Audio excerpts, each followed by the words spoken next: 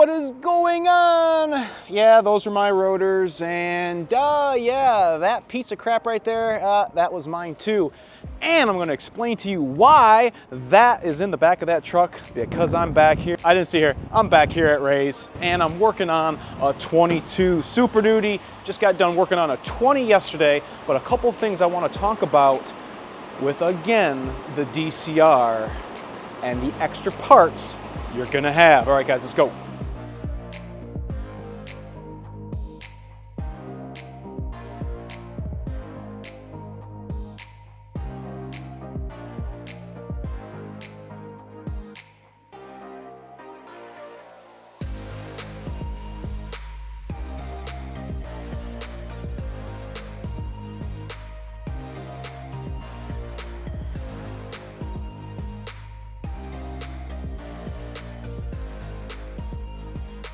All right, everybody, thanks for coming back and checking this out. Make sure to hit that like and subscribe. Gotta babysit this 22. I have a hard time saying no to people. We're still charging. It says it's 74 and sunny. Infotainment, we're gonna get to this in a minute. But, did you get your DCR replaced? Did I do your DCR, or did you have somebody do the DCR for you? Now, the last time I was down here, I was actually talking with a gentleman who got his DCR replaced, and they left some stuff out. And I went over that with you guys on this, some of the brackets, the bolts, the fittings, and such down there in the valley. There is a lot of stuff that has to happen when you do the CP4 to DCR replacement. A lot of guys ask how long it takes. I'm not going to tell you how long it takes me, because that's not going to be congruent with you guys. Somebody who's inexperienced, I would say I would anticipate a weekend's time with you and a buddy, or if you got everything taken apart and you run into any issues. The best thing that you can do is reference our video and S&S's perfect and explicit, colorful, straight to the point instructions telling you pretty much everything that's got to be taken off. Now, I have a big issue, and I think it's a double-edged sword, good and bad, because when I work on these trucks, I am 100% confident and cognitive of exactly how these trucks are supposed to look when they do not go back how they are supposed to be, or how I feel they are supposed to be.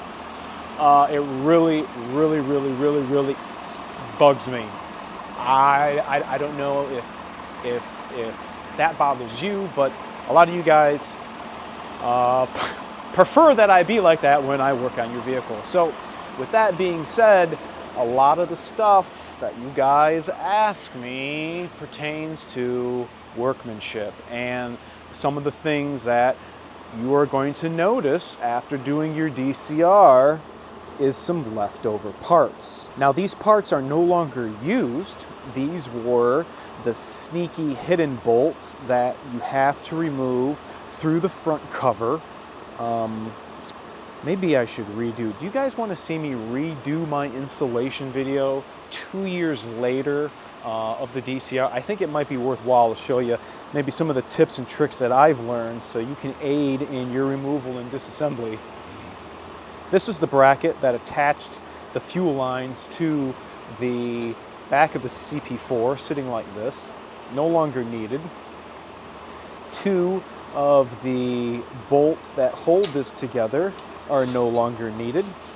The third one being at the very bottom. And then also the, depending on your truck, if it has 2 feet that hold the manifold line set that comes out of the CP4, you're only going to need one of those. S&S sends you 2 bags. One is a plug and one is like an extension to a fitting. And if you have an 11 through 16, you guys are going to utilize this. None of the Aluma-Duties use this. They all have, well, I guess I'm showing you nothing there. All the Aluma-Duties have just one fuel sensor, and that is this guy right here. So the driver's side gets plugged. If you did not have the plug accessible, you'd put that sensor in, but first you have to screw this in and then screw the sensor in, and you will have your setup depending on your year. Well, let's go make sure we're babysitting again. We'll get to that. We'll get to that. I'll see how you guys feel about that. I do have to do a full 4-scan programming to this truck. The customer wants us to go through everything that we basically did to our truck and everybody else's truck, and we have to wait for this to finish.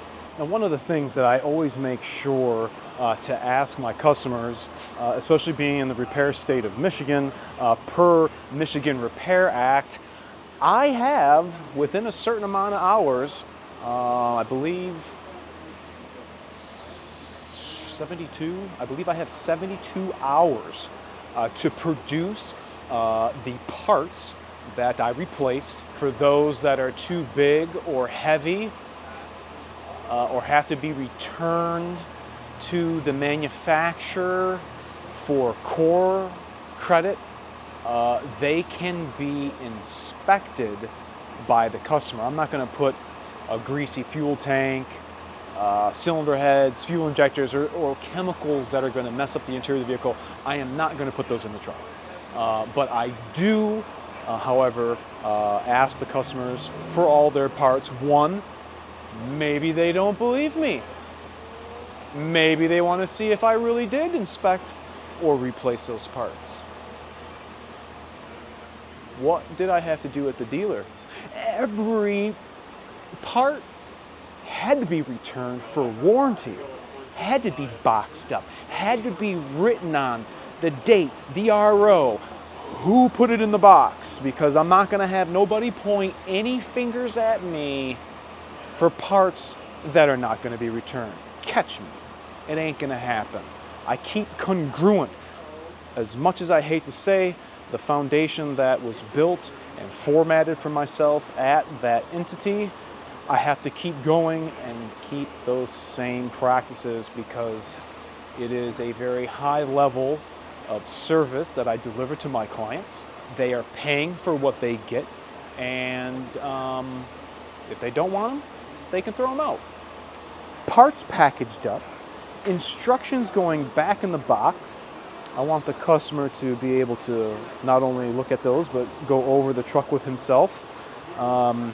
I know that's supposed to go under the hood. I'm not putting mine underneath my hood. If this guy wants to put that under his hood, he can do that at his leisure. I will give him the remainder of these parts. We're going to put that in his box here. Not like that. But let's see. Put that in there. We'll get these instructions, and we'll put the S&S sticker in there. They have a brand new one that just came out, DCR equipped sticker. I don't have one yet. This pump is an older one, or one of the first ones. The ones that I have been doing lately have actually had the pin on the shaft of the pump, which is not detrimental to the ones beforehand. But this one came from XDP. I don't know. I've never ordered them, never ordered any parts from them. Nonetheless, I've only dealt with AccurateDiesel.com. His name is Tim, excellent gentleman over there. I don't like dealing with any riffraff. I don't like dealing with people who are going to give me the runaround. I do not like dealing over the internet. I want to speak to a human being. Tim, AccurateDiesel.com, over at PusherIntakes.com. Ask for them. Tell them you're coming to see me. They already know what I like to use, what you're going to want. All you got to do is pick your color, and if you want it shipped here, up there, or to you, and you can bring them with. So A lot of the stuff that accompanies the DCR that we do is the banks and the pusher. Monday and Tuesday was a pusher and a DCR, but no banks. Today, the customer already put the banks on, we did the DCR, and he's gonna do the pusher at a later date. Now that begs the question, what else do you get done? Do you have me do some maintenance? Are there any other mods that you would like to do? No, I don't do that. Don't ask me. I'm not interested. Find that find blah, blah, blah, blah, blah, blah. Find that stuff someplace else. I don't do it here on the channel. I don't do it here in Florida. I don't do it in Michigan. I don't want nothing to do with it. We do carb compliant, Emission certified, SEMA certified, all Clean Air Act certified products. Banks, DCR, pusher, a lot of the fuel system stuff, like the fuel filters, the Fleece stuff, they don't have to be carb compliant or anything. But what do you do if you want to go to the dealer to get a recall done? And I'm talking about software, I'm talking about sync updates, I'm talking about the 22E04 that you guys probably were getting messages and recall notices for. I was an advocate to going to the dealer. Bring your truck to me, I'll take care of all of your warranty concerns. I will treat you like none other warranty visit that you've had to deal with. So, like this customer, he wanted me to do an update for him, and it's involved the sink. I've done sink updates hundreds of times. In fact, what time is it right now? It is 1:08. At 1:18, I have to restart this truck. I've put the USB in the truck. I've let it do its installation, and it said restart required, and now I have to sit with the ignition off for 10 minutes. So Monday, I did just the same thing, except on this 20, he had never been back to the dealer to get the 22E04 program. And that is the PCM update and the TCM update. And a lot of times what happens is when you do these 20 plus trucks, you wind up doing a coordinated flash. And a coordinated flash means it's gonna do, you're gonna select PCM, but it's gonna do the PCM. It's gonna do the TCM. It may do one or both NOx modules. It's gonna do the glow plug control module. A lot of the 20s and the 21s wound up doing all the modules like I just said. Yesterday, I should say, on Monday when I did the 20, I did compare his VIN. All he had was the unintended tailgate opening, which if you're not experiencing it, leave it alone. I've done them before, I'll do it again. However, I have heard nothing but horror stories with other dealerships that are trying to do that and causing nothing but wiring concerns. And dude, trust me guys, you don't want that. I don't want to clean up somebody else's mess of somebody who can't follow directions. The time allotted to do that repair is straight. You cannot rush through that. It is very particular and specific to what wires have to be cut and spliced in. You can't have any room for error. You can't waste your time opening the harness back up and reset it. Come on guys, come on. The only one he had was the 22E04, which was an emissions compliance recall specifically for the PCM and the TCM. Now, who else over here is going to be able to get that done by only going to the dealer? All you guys. You guys have no choice but to go to the dealer. Or you could go to motorcraftservice.com, buy the software license, buy a computer, buy the VCM, and program it yourself. I'm sure you could figure it out. All it is pushing buttons. Or you can come and see me, and I will gladly ensure that your truck is at the latest calibration. You might be asking, well, is Ford gonna know that this was done?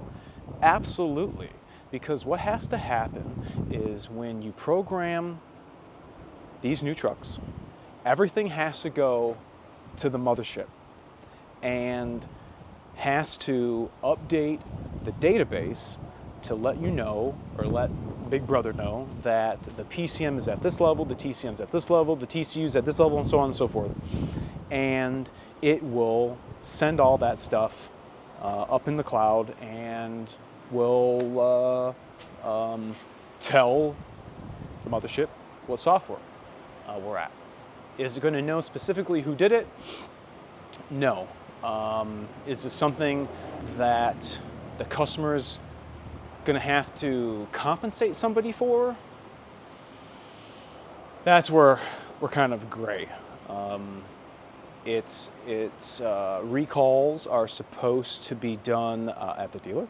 They are not to be at a charge for the customer, but I cannot control you guys who do not want to go to the dealer and just want their frickin' trucks updated to the latest software out that Ford has.